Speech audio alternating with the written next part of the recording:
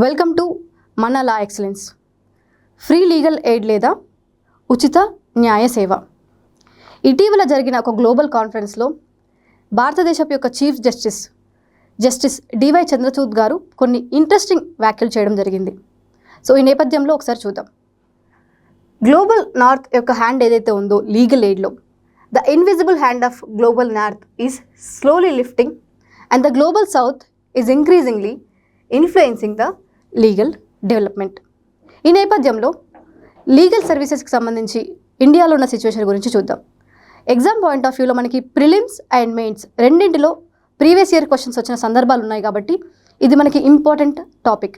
ఈరోజు చర్చించుకున్న అంశాల ఆధారంగా చివరిలో ఒక మెయిన్స్ ప్రీవియస్ ఇయర్ క్వశ్చన్ 2023లో వచ్చిన క్వశ్చన్సే ఇవ్వడం జరుగుతుంది. దానికి సంబంధించిన అప్రోచ్ని కూడా బ్రీఫ్గా డిస్కస్ చేద్దాం. ముందుగా objectives. Legal aid Genesis in ఇండియాలో లీగల్ ఎయిడ్ యొక్క జెనెసిస్ ఏంటి, దానికి సంబంధించిన కాన్స్టిట్యూషనల్ మరియు చట్టబద్ధపరమైన ప్రొవిజన్స్ ఏంటి, ఎలిజిబిలిటీ క్రైటీరియా ఏంటి, నాల్సా ఇంప్లిమెంటింగ్ ఏజెన్సీ అయిన నాల్సా యొక్క రోల్ అండ్ ఫంక్షన్స్ ఏంటి, వీటిని నిర్వర్తించడంలో ఎదుర్కొన్న సవాళ్ళు ఏంటి, అండ్ ఇవన్నిటి మధ్యలో ఇండియా జస్టిస్ రిపోర్ట్ ఏం చెప్తుంది, వీధి అధిగమించాల్సిన మార్గాలు ఏమిటి. చివర్లో క్వశ్చన్స్. ముందుగా legal aid Genesis in India. Article 14 ప్రకారం లీగల్ ఎయిడ్ అనేది ఈక్వల్ ప్రొటెక్షన్ ఆఫ్ లా అని చెప్పేది. ఈక్వల్ ప్రొటెక్షన్ ఆఫ్ లా అనేది ప్రతి ఒక్క పౌరుడి హక్కు. It reads like this: within the territory of India the state shall not deny equality before the law or equal protection of the law to any person. Article 21 ప్రకారం కూడా right to legal aid అనేది ఒక fundamental right, ఒక ప్రాథమిక హక్కు. దాంతోపాటు article 39A 42వ constitutional amendment act ప్రకారం 1976లో దీన్ని ఇన్సర్ట్ చేయడం జరిగింది. దీని ప్రకారం లీగల్ ఎయిడ్ని ప్రొవైడ్ చేయడం అనేది స్టేట్ యొక్క బాధ్యత. సో 1987లో కూడా మనకి లీగల్ సర్వీస్ అథారిటీస్ యాక్ట్ని తీసుకురావడం జరిగింది. Because to give force to this particular provision, article 39Aని ఇంప్లిమెంట్ చేయడానికి ఒక లీగల్ సర్వీస్ అథారిటీ అవసరం ఉంది కాబట్టి 87లో మనకి ఈ యాక్ట్ని తీసుకొచ్చారు. Because of this particular act, under this provisions of the act we have NALSA. Lok అదాలత్లు కూడా మనకి ఈ ప్రత్యేకమైన యాక్ట్ నుంచే వాటి యొక్క ఫోర్స్ అనేది తీసుకుంటాయి. ఎవరెవరు ఎలిజిబుల్? సో లీగల్ ఎయిడ్కి ఇండియాలో ఎవరెవరు ఎలిజిబుల్? మొదటగా వచ్చేసరికి scheduled cost and scheduled tribe population, victims of human trafficking, మహిళలు మరియు పిల్లలు, మెంటల్లీ ఇల్డ్ డిసేబుల్డ్ పర్సన్స్. దీంతోపాటు ఎవరైతే మాస్ డిజాస్టర్కి, ఎథనిక్స్ వైలెన్స్కి సంబంధించిన విక్టిమ్స్ ఎవరైతే ఉంటారో వాళ్ళకి కూడా ఫ్రీ లీగల్ ఎయిడ్ అనేది ఒక హక్కు. ఇండస్ట్రియల్ వర్క్ ఫోర్స్, అలాగే పర్సన్స్ ఇన్ కస్టడీ. సో వీళ్ళందరూ చట్టరీత్యా ఫ్రీ లీగల్ ఎయిడ్కి ఇండియాలో ఎలిజిబుల్ పర్సన్స్. మరి ఈ లీగల్ ఎయిడ్ని ఇంప్లిమెంట్ చేస్తున్నది ఎవరు?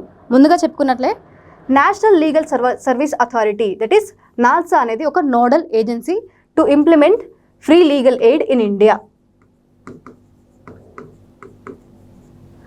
అండర్ ద పర్వ్యూ, నాల్సా పర్వ్యూలో మనకి ప్రతి స్టేట్లో ఒక స్టేట్ లీగల్ సర్వీస్ అథారిటీని ఎస్టాబ్లిష్ చేస్తారు. ప్రతి స్టేట్లో ఉన్న హైకోర్టులో ఒక హైకోర్టు లీగల్ సర్వీసెస్ కమిటీని ఎస్టాబ్లిష్ చేస్తారు. డిస్ట్రిక్ట్ లెవెల్లో చూసుకున్నట్లయితే డిస్ట్రిక్ట్ లీగల్ సర్వీస్ అథారిటీస్, అలాగే తాలూక్ లెవెల్లో చూసుకున్నట్లయితే మనకి తాలూక్ లీగల్ సర్వీస్ కమిటీస్ కూడా ఉంటాయి. సుప్రీంకోర్టులో కూడా మనకి సుప్రీంకోర్టు లీగల్ సర్వీసెస్ కమిటీ అనేది కూడా ఏర్పాటు చేయడం జరుగుతుంది. ఇవన్నిటి దృష్ట్యా నాల్సా ఏ విధంగా ఫంక్షన్ చేస్తుంది అన్నప్పుడు, ఇది ఫ్రీ అండ్ కంపిటెంట్ లీగల్ సర్వీసెస్ని ప్రతి ఒక్క ఎలిజిబుల్ పర్సన్స్కి ప్రొవైడ్ చేస్తుంది. దాంతోపాటు లోక్ అదాలత్ని కూడా ఎస్టాబ్లిష్ చేస్తుంది. లోక్ అదాలత్ని కండక్ట్ చేస్తూ out side the courts. So ఈ లోక్ అదాలత్స్ అనేవి out side the courts, court బయటనే వివాదాలను పరిష్కరించే ప్రయత్నం లోక్ అదాలత్స్ అనేవి చేస్తాయి. సో వీటికి కూడా 1987లో వచ్చిన లీగల్ సర్వీసెస్ అథారిటీ యాక్ట్ కిందనే ఇవి మనకి ఫోర్స్ తీసుకుంటాయి. అలాగే లీగల్ సర్వీస్ అథారిటీస్ గురించి, అలాగే లీగల్ సర్వీసెస్ గురించి, ప్రజలకు వాళ్ళ యొక్క హక్కులను గురించి ముఖ్యంగా అవేర్నెస్ రేజ్ చేయడం అనేది కూడా నాల్సా పరిధిలోనే జరుగుతుంది.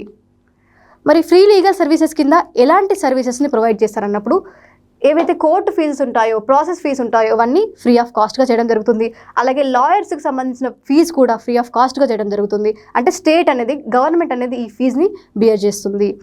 ఆబ్టైనింగ్ సప్లై ఆఫ్ సర్టిఫైడ్ కాపీస్, సంబంధించిన పేపర్ వర్క్ సంబంధించిన ప్రతి ఒక్క పైసా అనేది స్టేట్ నుంచే ఖర్చు చేయడం జరుగుతుంది. Preparation of appeal paper, any kind of paper work is supplied and free of cost under this legal services. Challenges ఏంటి మరి, ఇంప్లిమెంటింగ్లో ఇండియాకి వచ్చిన ఛాలెంజెస్ ఏంటి? మీరు మొదటగా ఎలిజిబిలిటీ క్రైటీరియాలో అబ్జర్వ్ చేసినట్లయితే ఎలిజిబిలిటీకి ఎస్సీ ఎస్టీ విమెన్ అండ్ ఎవరైతే బాధితులు ఉంటారో, హ్యూమన్ ట్రాఫికింగ్ బాధితులు ఉంటారో, ఫ్లడ్స్ బాధితులు ఉంటారో, సో వీళ్ళందరూ eligible. So India population demographic ఒకసారి మీరు ప్రొఫైల్ చూసుకున్నట్లయితే more than 80% of the population ఈ యొక్క లీగల్ సర్వీసెస్కి మనకి ఎలిజిబుల్గా ఉంటారు. మరి వాళ్ళందరూ లీగల్ సర్వీసెస్ని యూటిలైజ్ చేసుకుంటున్నారా అంటే sadly the situation is no. మరి కొన్ని సవాళ్ళు ఉన్నాయి, ఆ సవాళ్ళు ఇవి. Large number of pending cases, సుమారు 5 కోట్ల కేసులు మనకి ఇప్పుడు ప్రతి ఒక్క జ్యుడిషియరీలో మనకి పెండింగ్గా ఉన్నాయి. Declining quantity of legal services clinics. So ఈ లీగల్ సర్వీసెస్ క్లినిక్స్ క్వాంటిటీ అనేది కూడా సంవత్సరానికి తగ్గుతుంది. ఎందుకు? పర్సనల్ లేరు. మనకి లీగల్ సర్వీసెస్ ప్రొవైడ్ చేసే పర్సనల్ ఎవరైతే ఉంటారో వాళ్ళ స్టాఫ్ యొక్క షార్టేజ్ అనేది ఉంది. బడ్జెటరీ అలొకేషన్స్ కూడా మనకి కావాల్సినంత లేవు. అండ్ అవేర్నెస్ అండ్ రీచ్ కూడా, ముఖ్యంగా పాపులేషన్లో అవేర్నెస్ అండ్ రీచ్ అనేది కూడా మిస్ అవుతుంది. Shortage of qualified legal professionals and complex judicial processes. ఒక కోర్టు కేసు సంబంధించినట్లయితే ఈ జ్యుడిషియల్ ప్రాసెస్ అనేవి చాలా కాంప్లెక్స్గా ఉండడం వల్ల కూడా ఈ లీగల్ సర్వీసెస్ని పౌరులు ఎవరైతే ఉంటారో వాళ్ళు అంత ఎఫెక్టివ్గా యూటిలైజ్ చేసుకోలేకపోతున్నారు. సో ఇవన్నిటికి సంబంధించిన సోర్స్ మనకి రీసెంట్గా రిలీజ్ అయిన ఇండియా జస్టిస్ రిపోర్ట్. సో ఈ రిపోర్ట్ నుంచి మనం కోట్ చేసే ఛాలెంజెస్ అనేవి మెన్షన్ చేయొచ్చు. ఈ రిపోర్ట్ అనేది Tata Trust with collaboration multiple organisations release చేయడం జరిగింది. మరి ఎన్ని ఛాలెంజెస్ ఉన్నాయి కదా, వాటిని అధిగమించే మార్గాలు ఏంటంటే అవి ఛాలెంజెస్లోనే మనకు ఉంటాయి. ముఖ్యంగా కాంప్లెక్సిటీ అనుకున్నాం కదా, కాంప్లెక్సిటీని రెడ్యూస్ చేయాలి. ఒక పిఎల్ ఫైల్ చేయాలంటే ఎంత సులభమో ఈ లీగల్ సర్వీసెస్ని అవైల్ చేసుకోవాలంటే కూడా అంతే సులభమైన పద్ధతిలో ఈ కాంప్లెక్సిటీస్ అన్ని రిమూవ్ చేయాల్సి ఉంటుంది. అలాగే బడ్జెట్ని కూడా ఇంక్రీజ్ చేయాల్సి ఉంటుంది. ఇన్ఫ్రాస్ట్రక్చర్ డిఫికల్టీస్ ఏవైతే ఉన్నాయో వాటిని కూడా తగ్గించాల్సి ఉంటుంది. లీగల్ పర్సనల్ని రిక్రూట్ చేయాల్సిన అవసరం ఉంటుంది. అలాగే ఈ లోక్ అదాలత్ వంటి ఏవైతే మీడియేషన్ మెకానిజమ్స్ ఉన్నాయో, ద మీడియేషన్ యాక్ట్ ఏదైతే ఉందో, సో వీటిని మనం ఎఫెక్టివ్గా ఇంప్లిమెంట్ చేసుకోవాల్సి ఉంటుంది. అవేర్నెస్ క్యాంపెయిన్స్ అనేవి ఇంకెక్కువగా చేసి ప్రజలందరి వద్దకి ఉచిత న్యాయ సేవని వాళ్ళకి ఒక హక్కుగా చారిటీలకు కాకుండా ఇది మీ హక్కు అని ప్రజలకు తెలియజేసినప్పుడు వాళ్ళు ఎఫెక్టివ్గా వాటిని యూటిలైజ్ చేసుకోవాలనుకుంటారు. ఆ యూటిలైజ్ చేసుకునే సందర్భంలో ఇన్ఫ్రాస్ట్రక్చరల్ అండ్ పర్సనల్ డిఫికల్టీస్ని కూడా మనం రిమూవ్ చేయాల్సి ఉంటుంది. సో ముందుగా మనం నేషనల్ లీగల్ ఎయిడ్ సర్వీసెస్ గురించి తెలుసుకుందాము. ఇండియాలో వాటి యొక్క జెనసిస్ గురించి తెలుసుకున్నాము. కాన్స్టిట్యూషనల్ ప్రొవిజన్స్ ఏంటని చూసాము. ఆ ప్రొవిజన్స్తో పాటు ప్రజెంట్ ప్రాక్టికల్గా మనకి ఇంప్లిమెంటేషన్లో వస్తున్న ఛాలెంజెస్, దాంతోపాటు వే ఫార్వర్డ్ ఏంటో అనేది కూడా చూసినాం. ఒకసారిగా ఈ ప్రీవియస్ ఇయర్ క్వశ్చన్స్, ఒక ప్రిలిమ్స్ అండ్ ఒక మెయిన్స్ క్వశ్చన్స్ ఇప్పుడు చూద్దాం. With reference to national legal service authority consider the following statements. its objective is to provide free and competent legal services to the weaker sections of the society on the basis of equal opportunity. ఇందాక మనకి ఈ statement అనేది ఒక ప్రొవిజన్లో చూసాం. It issues guidelines for state legal services authorities to implement the legal programmes and schemes throughout the country. So answer వచ్చేసింది. Please post this answer in the comment section.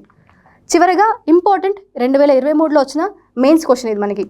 Who are entitled to receive free legal aid and assess the role of national legal services authority NALSA in rendering free legal aid in India.